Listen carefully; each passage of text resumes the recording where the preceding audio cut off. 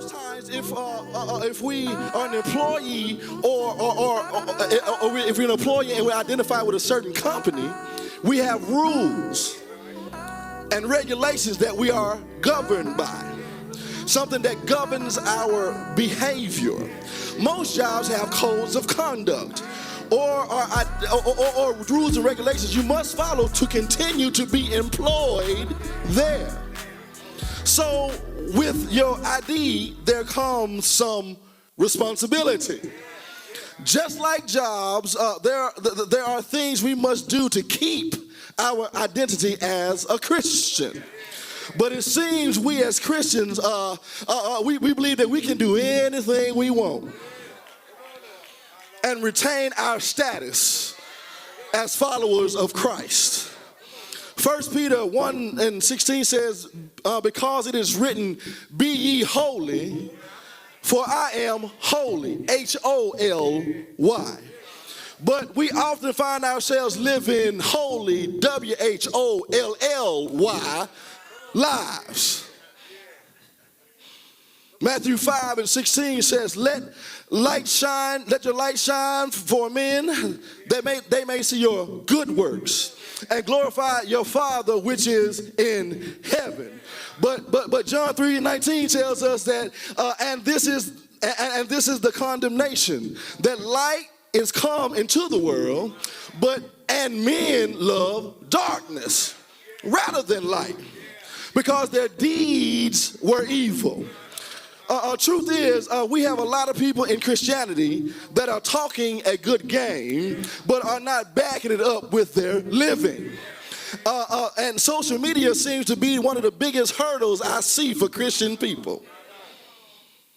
The reason I say this is because as I look through these sites, there seems to be a very little separation between what we do as Christians and what we do as sinners.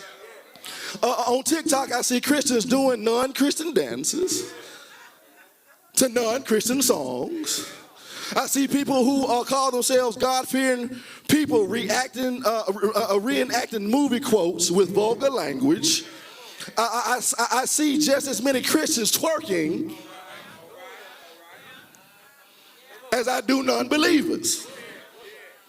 So there seems to be no difference in our lifestyles and the lifestyles of a sinner. And once it is on Facebook, it is on TikTok, it is on Instagram or Twitter, there is no complete way to delete it. So it's always there for somebody to search and pull it down. Just when you think no one is looking or that you've gotten rid of the evidence, it pops back up in your memories. Y'all know how it does it in Facebook. Or someone has saved it on you. And they're getting ready to put it back on for you. Because they know Jerroll preaching now. Let me put this video back out here. There's a constant reminder of your sin floating around in cyberspace, y'all. So we tend to be the problem instead of the solution or the correct example. We are the ones that seem to personify Matthew 15:8. These people draweth nigh unto me with their mouth and honoreth me with their lips, but their heart is far from me. We keep saying we're Christians, but there's nothing that identifies us in that claim.